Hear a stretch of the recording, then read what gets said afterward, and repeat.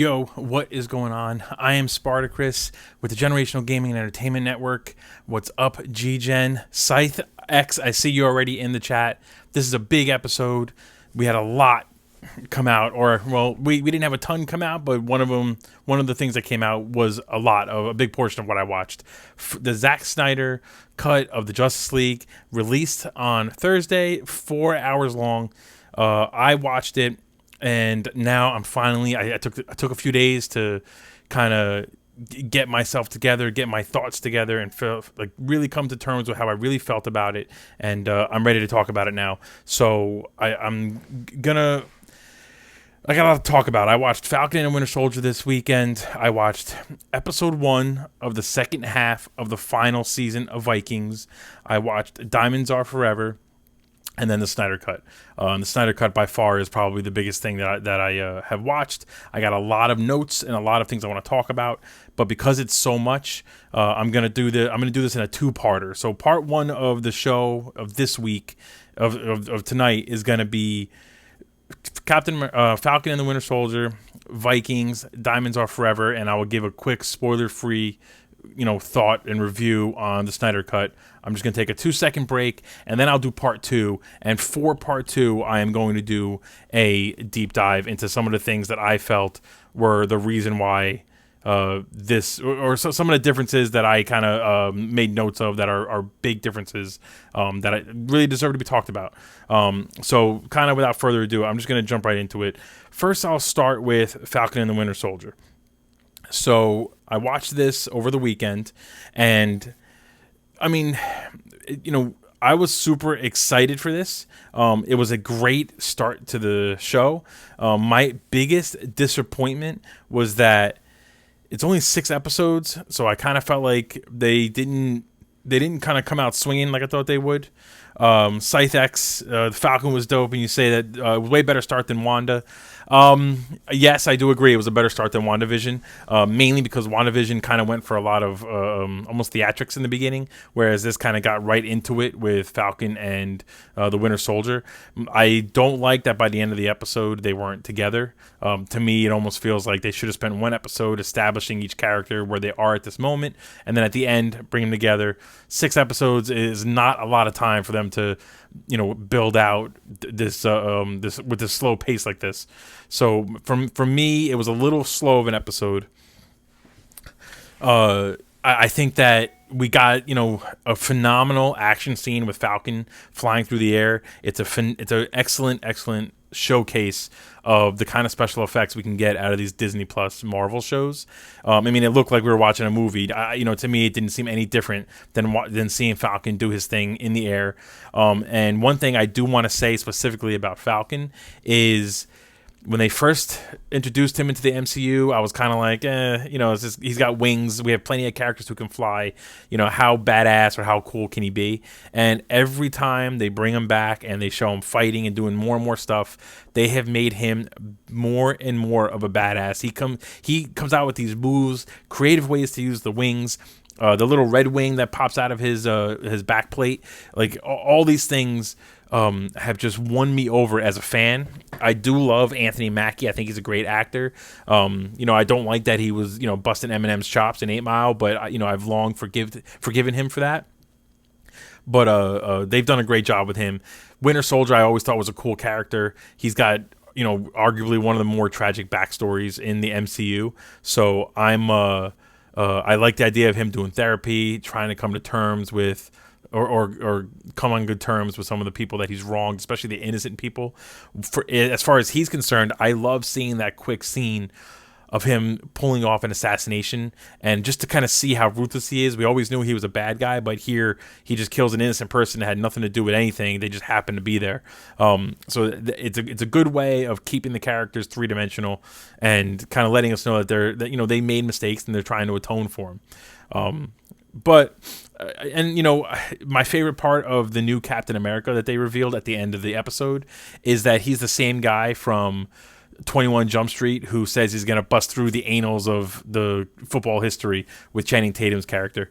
Captain Dweeb, yeah, he really Scythe X, you're absolutely right. Just his little smile to the camera, you can just tell he's just an asshole, really. Now I do know in the comic books his character is essentially a pawn for the government. They choose him because he's easy to manipulate. And he's easy to just kind of control. They kind of force him to do a lot of different things that he doesn't want to do, and it really fucks with him in his life. So who knows how long they're going to carry the character in the show or in the MCU. It's probably going to be a one and done thing for these 6 episodes. I doubt they're going to carry it on for even longer. But they didn't show us anything of him yet, so we really have no idea what's going on there. I'm going to refrain from throwing out my own theories for Falcon and the Winter Soldier because it was only episode 1, and I think if there's one thing we can learn from WandaVision is that while we're all us Marvel fans want there to be a deeper meaning to every little thing that we see, it's just not going to be the case. If we go back to what we saw through phase 1, 2, and 3, a lot of breadcrumbs were dropped in phase 1 that didn't pay off until phase 3. So why would it be any different? We're not going to get payoffs for a bunch of stuff that we don't even know we're going to get payoffs for until probably phase 5 or 6. So I'm not going to go too crazy with the theories this time. I went a little crazy on WandaVision, and I found myself disappointed a lot of the time. But so that's really my take on Falcon and the Winter Soldier. Those episodes are coming out every Friday for the next 5 weeks now.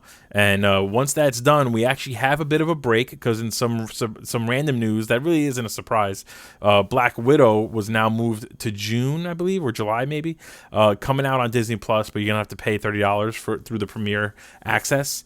But that gives us a bigger break than originally we were gonna have. Originally, it was coming out in May, so we weren't gonna have too much of a break.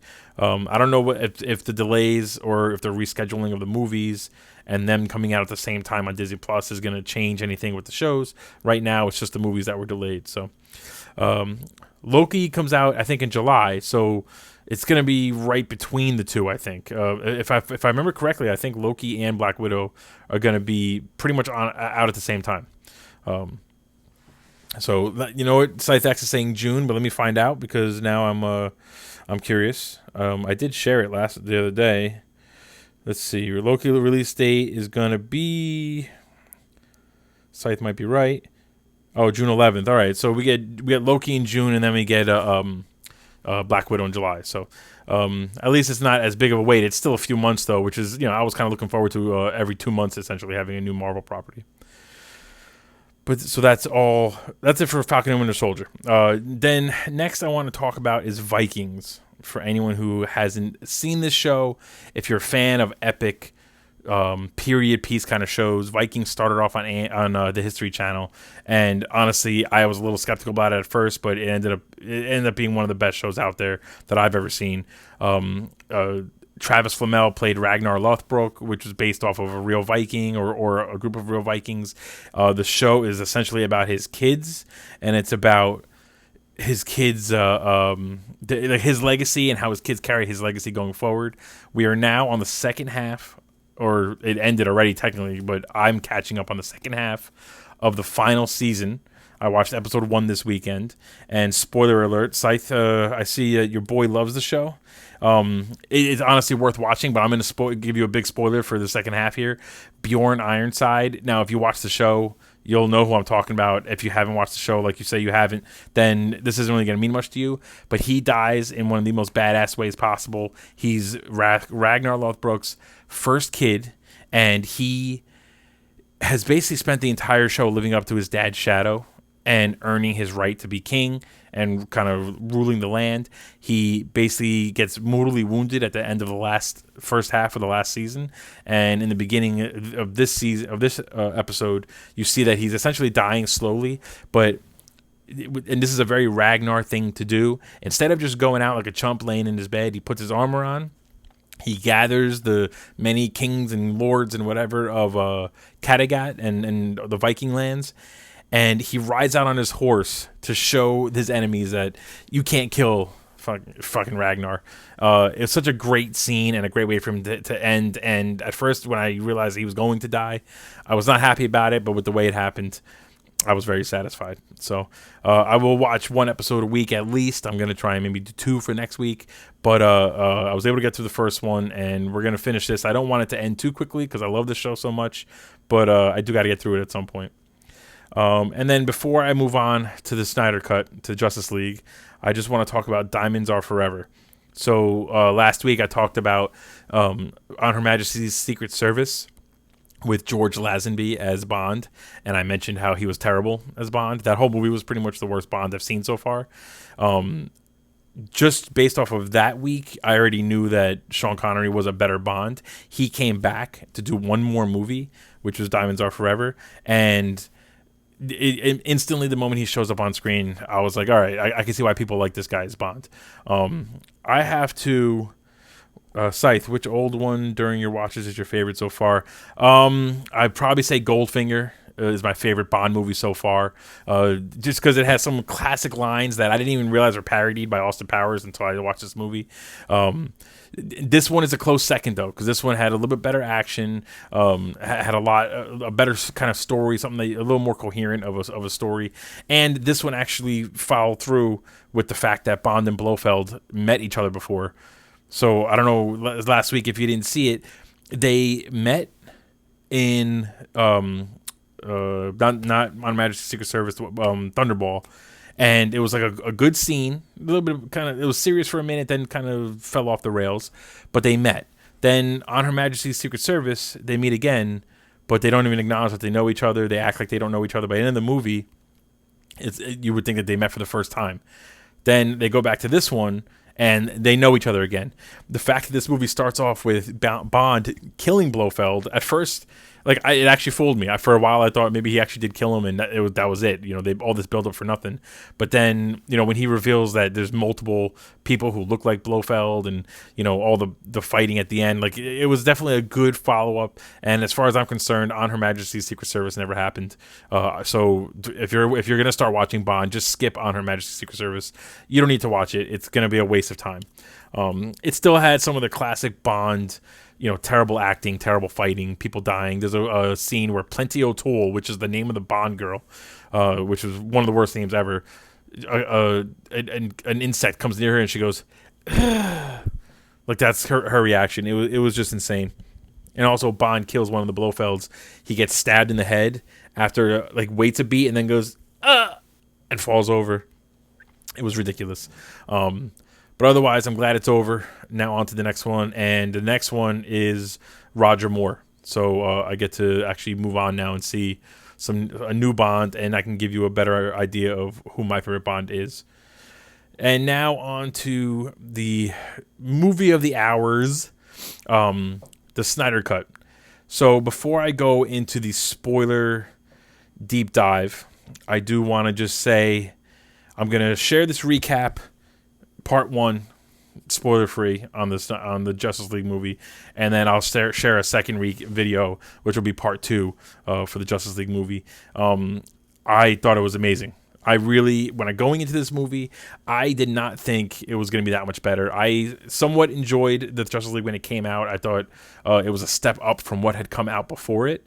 After watching this, I will say Zack Snyder succeeded in what I think the best sequels in movies should always do. This movie was so good, it makes me want to go back and watch Man of Steel and Batman vs. Superman again, because the context that I'll be watching those movies with the knowledge of what's coming in the Justice League movie is going to make those movies that much better. And specifically, if I can watch the director's cut of Batman vs. Superman.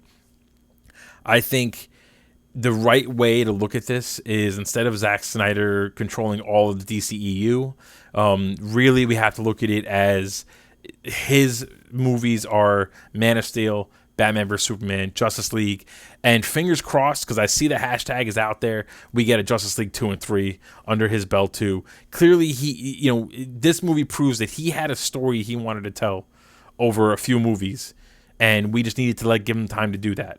I think the ambition and the rush to catch up to the MCU overwhelmed him and the studio, and the other projects took too much of his influence when it didn't necessarily fit the characters.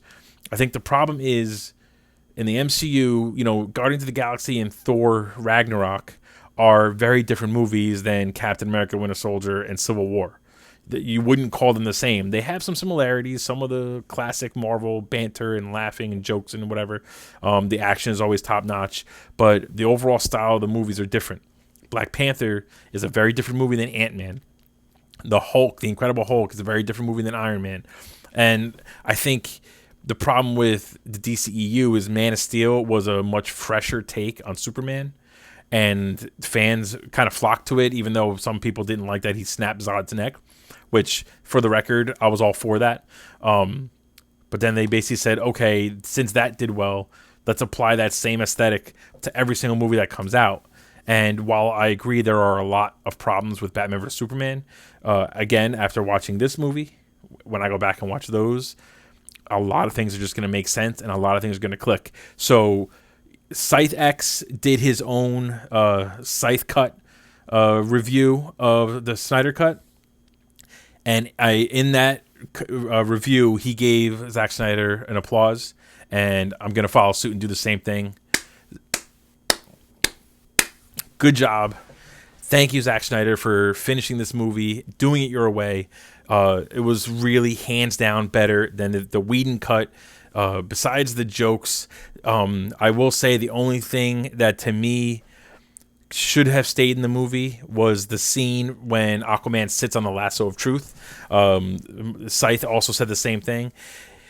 That was a funny scene that definitely, there was room for it. You could have put it in this movie and it wouldn't have felt too out of place. It would have been a nice little, especially right before the final battle, a nice little kind of break from the seriousness and the gravity of the situation before they go into the final battle with Steppenwolf. Otherwise, I mean, it really, everything about it was better. And before I get into the deep dive for the Snyder Cut, the last thing I wanted to talk about for this week's The Theater Room is the Cinema Suite of the Week. It is a little different this week. It's not going to be a standard sweet. It's not candy or some sort of dessert. It is more of a cinema deliciousness of the week, if you will. I went to my brother's over the weekend, and he made me one of the best steaks I've ever had in my life. I'm going to get pictures and videos and put it up when I put the recap up on YouTube.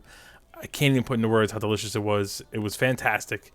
He did it the Chef Ramsay style. If anyone wants to know what that means, let me know, and I will get the details from him and send it over. And thank you, Big Bro, for the steak. I'm probably going to repeat that myself at some point because it was just that good. And now, if you haven't seen Justice League yet, I would stay away from part 2 of this video. You'll see a second recap on YouTube. We're going to go ahead and just stick with the theme and call it the Spartacris cut. Go watch the movie and then come back and watch the deep dive, because I'm going to go into major spoilers, and I do recommend you go into this movie with as clear of a mind as possible. So with that being said, check out the rest of the Generational Gaming and Entertainment Network. Keep an eye out for One Shot, The Captain, Scythe X. Everybody is streaming throughout the week on Twitch. I'm posting constantly on the Facebook page. If you haven't joined the Facebook page, look up Generational Gaming and Entertainment Network on Facebook. Join the page. I'm trying to put as many updates as I can on there. And generally the things I post are the things that we're going to talk in detail about on my shows. And otherwise, I'll see you on part 2, or I will see you guys on Sunday with any news and announcements, and I'll see you next week for the update on Falcon and the Winter Soldier.